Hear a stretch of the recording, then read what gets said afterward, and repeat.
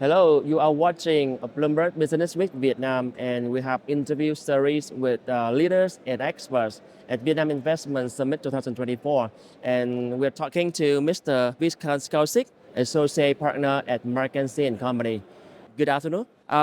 First of all, I would like to curious about your morning routine. How how you start a day? Leo, first of all, thank you for having me here. It's a pleasure speaking to you also. I think morning routine is very interesting. I'm very passionate about the wealth management industry, and I also do a lot of investments at my end. So one of the things I do in the morning is basically read the latest and greatest which is coming in the global markets in terms of how it will be impacting some of the local markets. So just to get updated in terms of what's happening in the investment world. How about your breakfast? My breakfast, yes, definitely after the investment, I will have the breakfast and then I'll get ready for the office because there are a lot of meetings during the day. So it's always quite busy and interesting and exciting. So, what kind of breakfast you prefer? Very light breakfast because it's better to have a light breakfast early in the morning and then you can get heavy in the afternoon. So just some light breakfast. All right, to save your time because you're so busy. So we'll come to right directly to the topic today. The Asia Pacific region is expected to see the 5.8 trillion USD in a wealth transfer, with 60% coming from ultra high net worth families. Where does Vietnam stand in this flow of wealth? Yeah, see, during the day, as we talk about the Bloomberg Investment Summit, there was a panel which talked a lot about in terms of the investment flow which can come into the Vietnam market. We are very bullish on the Vietnam market at the moment because it's one of the fastest growing market. And we understand that as Vietnam gets into the emerging market index, there will be a percentage of money which will passively flow in the Vietnam market. And a lot of investors, which are your SWFs, pension funds, etc., they are also looking for this right timing and the opportunity to start investing in the Vietnam market. So we are very bullish about Vietnam. Yeah.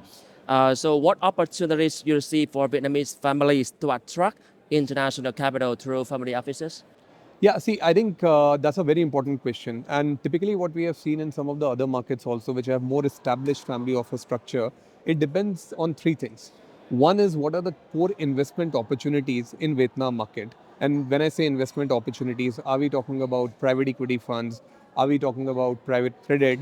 Are we talking about some startup companies which can be interesting from an investor perspective, particularly on the retail side? The second is governance structure. Because imagine somebody is investing in the Vietnam market who's sitting maybe in a US, Europe, or Singapore. So, how frequently are you connected to that investor and give regular updates? What is the governance model around that? That will be critical. And the third, I would say, is more of a regulatory stability because anybody who's investing in Vietnam market, they need to be comfortable. The regulations, the taxation just don't change overnight. That becomes extremely critical for them. Yeah. And for wealthy families in Vietnam, what are the key characteristics of their current investment behavior? So, as all of us know, Vietnam has been more traditionally oriented towards real estate. Real estates. So that is one of the biggest portion of their asset classes, where they have been investing into a lot of infrastructure products, commercial as well as residential real estate. But what we expect that over a period of time, as more intergenerational wealth will flow to the second generation, who are more open to new investment ideas, our sense is that alternatives will become a big thing in the Vietnam market. And when I talk about alternatives, again, it's the same point. Do we have unique opportunities in the Vietnam market, which can be on the private equity side? Do we have opportunities on the ESG side, which can be interesting to the second generation? And the third, I would also say is the global accessibility that will be quite important from a Vietnam investment characteristics. And as the next generation is take over, so will this trend change or what shifts in asset allocation or portfolio strategy do you predict? Yeah. So that's what I talked about right now also, that as second generation takes over, so they will be more open to new investment ideas. So they will move away from this traditional real estate oriented asset allocation to have more diversification and global solutions, alternatives, new structured solutions, potentially crypto also. That can be something very interesting for this new generation of investors. Yeah. In the Asia Pacific, only 5% of ultra high net worth families use family of fixed services, much lower than 15% in North America or Europe. So, what are specific factors limited family office in Vietnam? Again, very interesting question that you have asked. I think the biggest unlock will be education. So what I mean by education is that imagine the family offices who have been controlled by only a single person, the principal, who has created this business and who's the one who's taking decisions on investment. That money going to the second generation. So how do you start educating people that diversification becomes extremely important? The other thing which will be important is that as the families become bigger from a business perspective, what is your governance charter? How do you set up a family office? What's your investment objective? What are the roles across different family members? That will become very critical. So my suggestion or my perspective is that as different players, banks, asset managers, family offices start serving these investors, education will be extremely critical to create this infrastructure in Vietnam. So besides those, what are unique opportunities in Vietnam to promote this model much more in the future? It is more from an infrastructure creation perspective that different service players, let's take an example of a bank.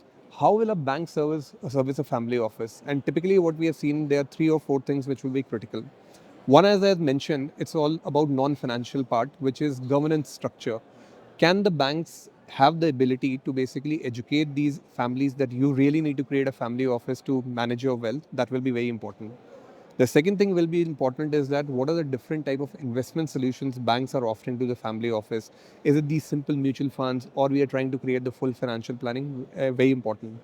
The third thing which a lot of people undermine is the value added services, which is these big families, they will have taxation issue, they have legal issues, their families are into multi-jurisdiction. How do you bring everything together from a consulting perspective? That will be important. And the last I would say is insurance. Typically, when we talk about family office, wealth management, we always talk more about investment, but insurance is very, very critical from a health, retirement, safety perspective. That is something the banks also should consider. Yeah. Last but not least, I would like to ask for your expectation in 2025. I think, as I mentioned at the beginning of the conversation, we are very bullish about Vietnam. It's one of the hottest growth spots that we see in the region. And there are a lot of investors who are looking to start investing into Vietnam, set up their base here to serve the local investors also. So I would wrap up by saying very bullish. It's on the radar of a lot of people. So we'll see a lot of activity in 2025. Yeah. Thank you very much for your time. Thanks, Leo. Thank you. It's a Yeah, pleasure. thank you. Thank you.